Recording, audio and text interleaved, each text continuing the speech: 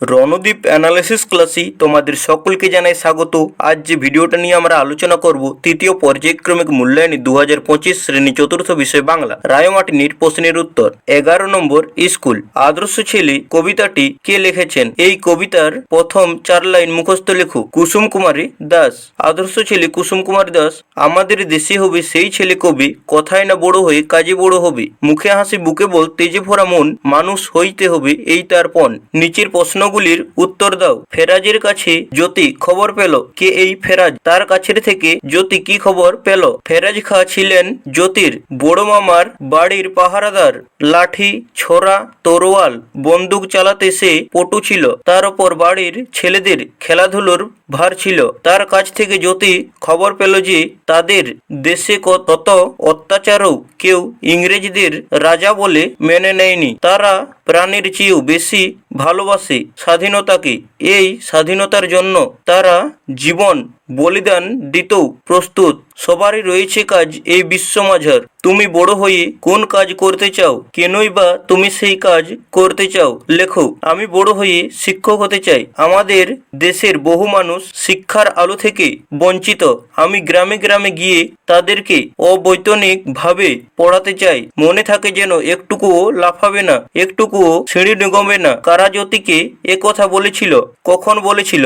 মুচিরা যতীনকে এ কথা বলেছিল। চটি সেলাইয়ের পর মুচিরা যতীনকে একটা 5 তলা বাড়ির কাছে নিয়ে যায় এবং বলে, আস্তে আস্তে একেবারে 5 তলা অবধি ওঠোয়, আবার নেমে আসতে হবে। কিন্তু যতীন মুচিদের কথা না শুনে আস্তে আস্তে যাওয়ার বদলে লাফিয়ে এবং ডিঙিয়ে নামা ওঠা করে। তখন মুচিরা আবার যতীনকে সেই 5 তলা উঠতে বলে প্রশ্নার্থ উক্তিটি করেছিল। ছই বলতে কি বোঝো? নৌকোর ছাউনি। ছন্দের জাদুকর কাকে বলা হয়? তার লেখা কয়েকটি কাব্যগ্রন্থের নাম লেখো। ছন্দের জাদুকর সত্যেন্দ্রনাথ দত্তকে বলা হয়। তার লেখা কয়েকটি কাব্যগ্রন্থের নাম সবিতা, রেণু ও বীণা, ফুলের ফসল, কুহু ও কেকা প্রভৃতি। সঠিক উত্তরটি নিচে দাগ দাও। জ্যোতির দিদির নাম পূর্ণশশী, বিনোদবালা নগেন্দ্রনী, এটবে বিনোদবালা। রবি ঠাকুরের ভাইপোর নাম নগেন, সুরেন, বীরেন, এটবে সুরেন। যতীনের প্রতি মাসে চটি লাগে একটি, এক জোড়া, এক গন্ডা, এটবে এক জোড়া। তীরে উঠে এবার তারা গুণ দড়ি বৈঠা টানতে থাকে, এটবে গুণ। ভারত লক্ষ্মীর চরণতলে কাঁদছে বিংশতি ত্রিংশতি, 1 কোটি নরনারী, এটবে ত্রিংশতি। নিচের দুটি স্তম্ভের শব্দগুলিকে বিপরীত শব্দ অনুযায়ী মেলাও। বাম দিক ডান দিক। শেষ, শুরু, দিবস, রাত্রি, জোয়ার, ভাটা, শান্ত, অশান্ত, স্বাধীনতা, পরাধীনতা। বন্ধনী থেকে ঠিক শব্দ বেছে নিয়ে উপযুক্ত স্থানে বসিয়ে শূন্যস্থান পূরণ করো। লাল লাল মোটা মোটা চাল দেখতে দেখতে টকবক করে ফুটতে আরম্ভ করে।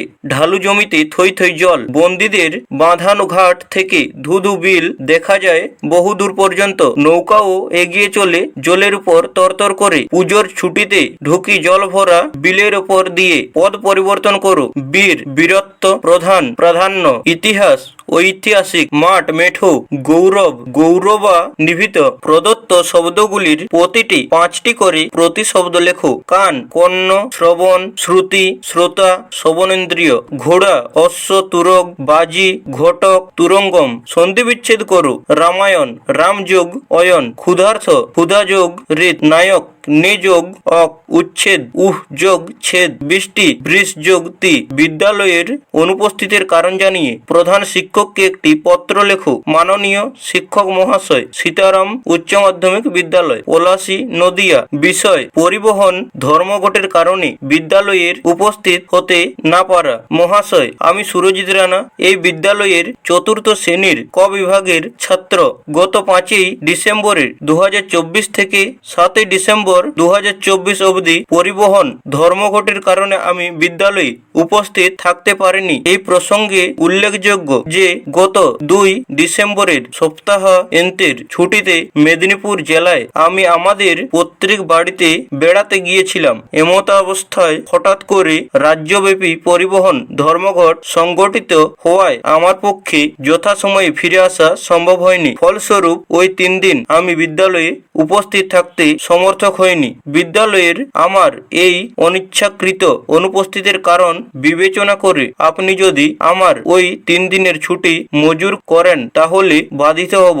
প্রণব নেবেন। 8ই ডিসেম্বর 2024। বিনীত আপনার একান্ত অনুগত সুরজিৎ রানা, পলাশী, নদিয়া। তো তোমাদের কাছে একটি অনুরোধ, ভিডিওটি ভালো লেগে থাকলে লাইক করবে, চ্যানেলে নতুন হয়ে থাকলে চ্যানেলটি সাবস্ক্রাইব করে দেবে। তো দেখা হবে পরের কোনো নতুন ভিডিওতে। ততক্ষণ ভালো থাকো, সুস্থ থাকো, মন দিয়ে পড়াশোনা করো।